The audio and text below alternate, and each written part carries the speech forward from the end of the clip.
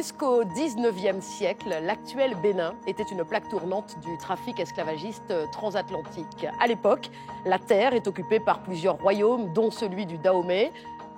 Durant plus de 200 ans, la traite négrière y causera des souffrances innommables, souffrances que l'actuel président béninois entend donc reconnaître, d'où cette loi qui, depuis fin 2024, permet aux afrodescendants d'obtenir la nationalité du pays. Un appel entendu outre-mer et dont on va parler dans un instant avec la politologue Françoise Vergès ainsi que Caroline Roussy, directrice de recherche à l'IRIS.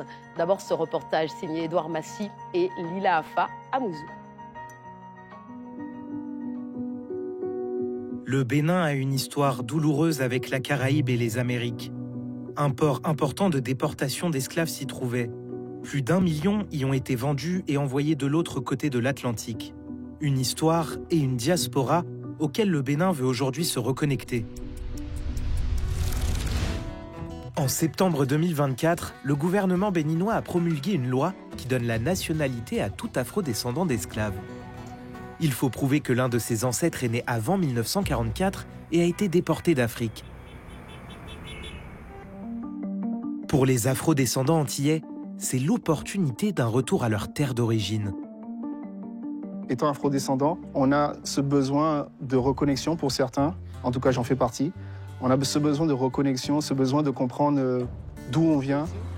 Kwame s'est installé au Bénin il y a 6 mois. Ce Guadeloupéen y a voyagé 4 fois avant de s'y établir définitivement. Deuxième raison, pour le côté économique, le gouvernement béninois aujourd'hui offre des possibilités, des facilités pour s'installer, pour créer des entreprises, pour participer à la bonne marche du pays. Et pour moi, en tant qu'entrepreneur, je trouvais qu'il était important de venir. Kwame a grandi en Guadeloupe. À 20 ans, il part travailler dans l'Hexagone. Il devient militaire, puis sapeur-pompier, mais n'arrive pas à trouver sa place en France. Ce qui m'est devenu insupportable en France, c'est le racisme institutionnel. Ce racisme de tous les jours, où on reçoit en fait des micro-attaques. J'ai développé une certaine colère qui ne se taisait jamais. Et je ne voulais pas donner ça à mes enfants. J'avais envie de leur donner la chance de voir autre chose, de connaître autre chose. Kwame est venu avec sa femme Nimejira et leurs 2 enfants en bas âge. C'est la première fois qu'il tient debout si longtemps. Et voilà, il a fait cette première. Leur intégration était difficile au début. Je dirais que les gens sont accueillants, mais à un deuxième stade, au 2e degré. C'est-à-dire, quand vous arrivez, que vous n'êtes pas touriste, vraiment, quand vous arrivez, vous voulez vous installer dans le pays, au début, l'accueil sera froid, parce que les gens, ils restent un peu... c'est normal, ils ne connaissent pas, donc ils sont sur la réserve. Et après, quand ils voient que vous essayez de vous intégrer, mais là, l'accueil est différent et c'est beaucoup mieux. Donc je dis, je me sens bien. Kwame a mis ses enfants dans une crèche pour les aider à s'intégrer. Il espère profiter de l'ouverture de la nationalité pour toute sa famille. Mais pour l'instant, le site pour faire les demandes dématérialisées est encore en construction. Forcément, quand on est dans un pays et qu'on reçoit la nationalité du pays, on se sent beaucoup plus légitime pour beaucoup de choses. C'est une reconnaissance de l'histoire. De prendre en considération qu'il y a eu des personnes qui ont été déportées et que ces personnes ont fait une vie dans d'autres endroits. Mais que malgré tout, leurs enfants ou leurs petits-enfants qui sont aujourd'hui vivants, ils ont encore un lien. Et qu'il est important de garder ce lien ou alors de le retisser. Pour faciliter son arrivée au Bénin, Kwame a fait appel à une association établie en Côte d'Ivoire.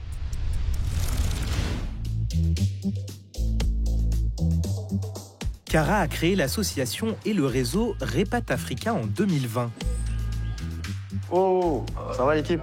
Bonjour, ça va? En forme? Yann, ça va? Comment?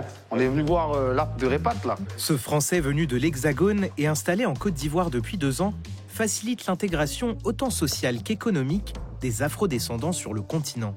On fait plein d'activités. Donc, on fait de la mobilisation des membres via une application mobile qui leur permet vraiment de connecter avec des gens qui sont déjà sur place, demander des informations, des astuces sur comment bien s'installer, etc. On a aussi en interne un fonds d'investissement qui permet d'investir dans des startups et dans des PME africaines. Et on fait pas mal d'événements, que ce soit physiques en France, en ligne, mais aussi on fait des voyages d'affaires. Et ça leur permet vraiment d'apprendre la culture du pays, mais en même temps les opportunités et se faire des contacts sur place très importants. Pour intégrer ce réseau, il faut passer un entretien pour prouver sa motivation et payer une adhésion de 500 € par an. Plus de 420 personnes sont déjà inscrites. Dès qu'on lance l'application, vous êtes instantanément connecté avec tous les membres de Repat Africa qui vivent soit en Afrique, soit en Europe, soit aux États-Unis. Il y en a qui cherchent des logements, il y en a qui cherchent des voitures, il y en a qui cherchent des circuits de tourisme, il y en a qui cherchent simplement de l'aide juridique, de l'aide à l'installation, etc. 90% des adhérents sont des cadres supérieurs, avec une moyenne d'âge de 32 ans. Les adhérents, en général, viennent d'Europe, beaucoup de France, des Antilles. Ça commence à être très représenté au sein de Repat Africa. On a aujourd'hui une quarantaine de membres antillais et on a quelques membres aussi aux États-Unis. Alors l'Afrique, selon les projections de l'ONU, il y aura 2,4 milliards d'habitants en 2050, donc dans 30 ans, et la moitié aura moins de 25 ans. Donc je pense que l'Afrique va se développer, que la diaspora soit là ou pas. Maintenant, nous, notre objectif, c'est d'inclure les diasporas dans le développement de l'Afrique, économique aussi.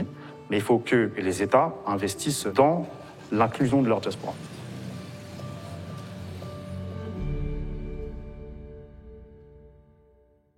Et la politologue